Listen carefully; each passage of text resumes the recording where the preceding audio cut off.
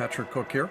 So welcome to session number 21 of the Mandelbulb3D Epic Rendering tutorial series. We're at a point now where we're going to ask ourselves, is this ready to go? Is it ready to go? And the last thing I want to do is ask myself, can it hold up to the quality?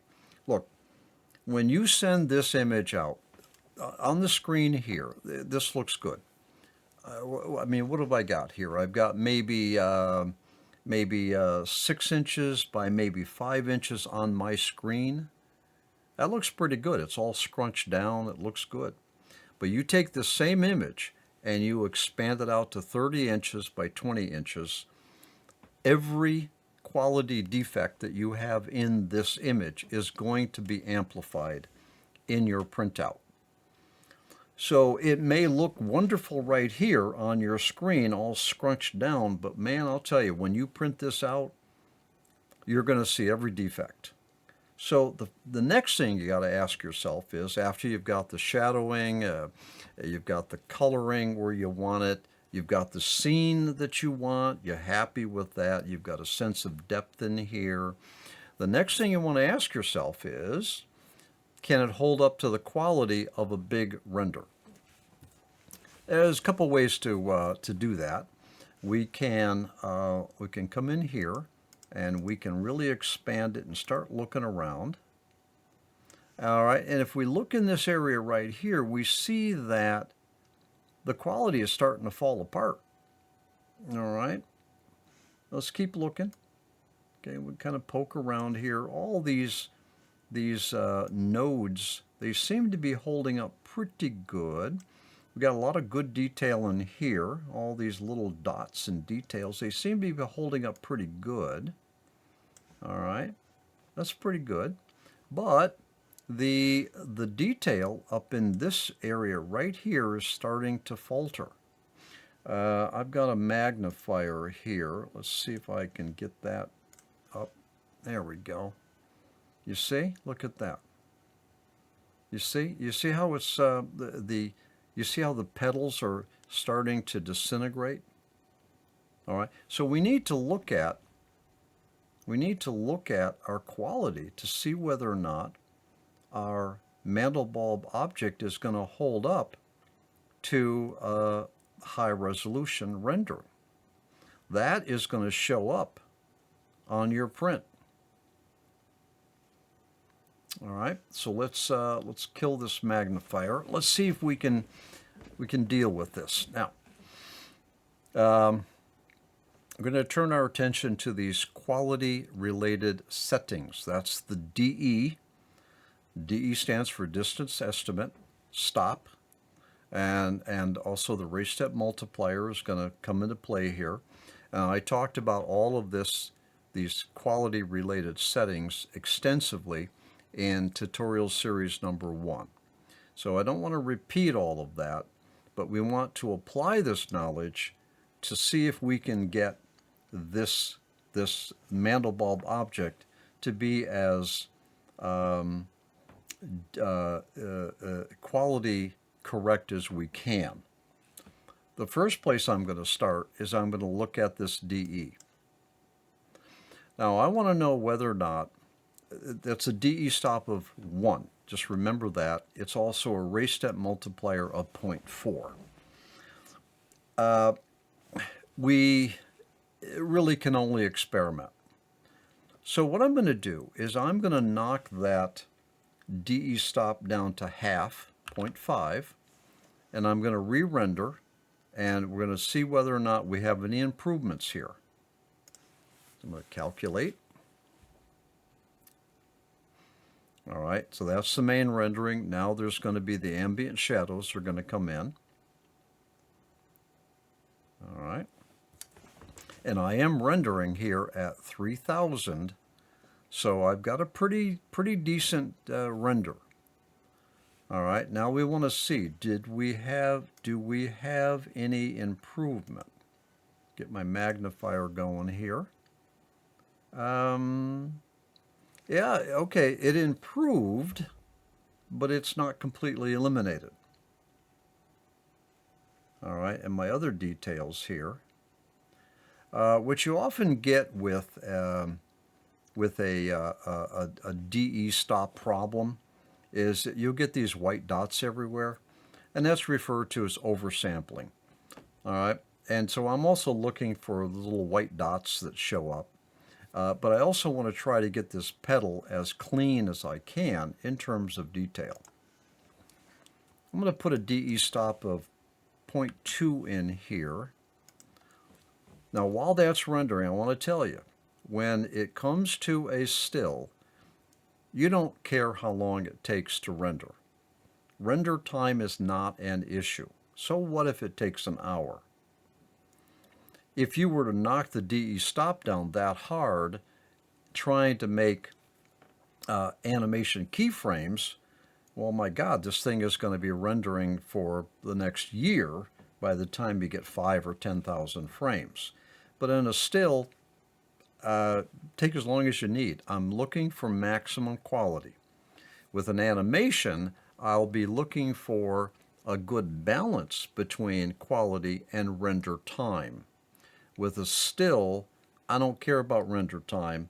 I'm not trying to get a balance. I'm trying to get maximum quality. So that's why I have no problem in knocking it down to 0.2. It'll take longer to render, but I should get higher quality. Now let's see if I do or not. I'll get my magnifier back up here. Okay. So it seems to me that that petal area actually did improve at the 0.2 DE. Keep looking around. I seem to have better quality, more detail everywhere in this petal. I am beginning to see these little white dots. See those little white dots showing up in there? All right.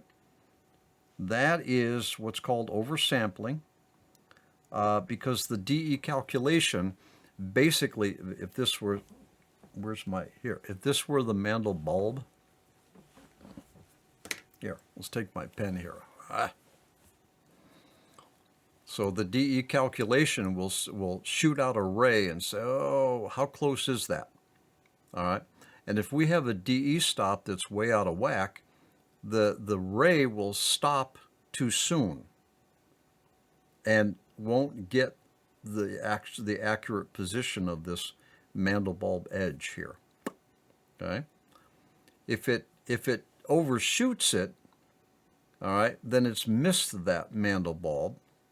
And what happens is you get a little white dots, and that's oversampling. I talked about all this in tutorial series number 1. But if you look at this here, look very carefully. I'll try not to move too much here. We're starting to get little white dots that show up. All right, there's a white dot there. Some white dots in here. There's a couple of 3 of them right there. See them there? Okay. All right, so the question is, has my DE stop of 0.2 and a ray step multiplier of 0.4, has that given me the quality that I want? It's better, but I'm picking up other issues. So what I'm going to do is I'm going to make this a DE quality of 4. And I'm going to knock this ray step multiplier down even further, and we're going to render that and try that. All right. So what I'm doing here is I'm hunting and pecking to try to get a DE stop and a ray step multiplier settings optimal for this particular Mandelbulb object with all these details. I may not be able to get perfect, but I want to try to get as perfect as I can. All right, so here we go. So here is a DE stop of 0.4 and a ray step multiplier of 0.2. Get my magnifier up here. All right. Ooh, look at that. That petal got a lot better. A lot better. I'm looking around for white dots. There's one right there. Not bad, not bad. The detail is holding up pretty good. Not bad, not bad. Okay, that's pretty good actually. I don't really see, there's a white dot right there, not too bad. But look at this, our petal has gotten a lot better. So let's see if we can push our luck a little bit. And what if I was to go a DE stop of 0.2 and a ray step multiplier of 0.2, and now I'm going to render that. We're running a little bit over time here on this session, but we're going to see this through. And when this is done rendering and the ambient shadows have rendered, we're going to get back in there, take another look, and see whether or not that petal area is improved, but I haven't picked up more white dots. Okay, I'll go ahead and get my magnifier ready here while it's rendering. All right, here we go. There's the ambient shadows. Okay. All right, now I picked up some white dots right in here. All right, well, okay. That's pretty good, actually. There's some white dots, three of them are right there, you see that? All right, so here's what I've determined. That a DE stop of 4, a ray step multiplier of 0.4 and 0.2 seem to be our best option.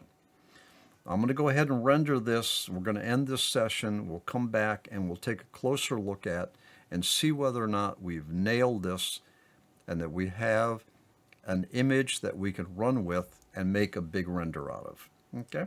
I'll see you in the next session.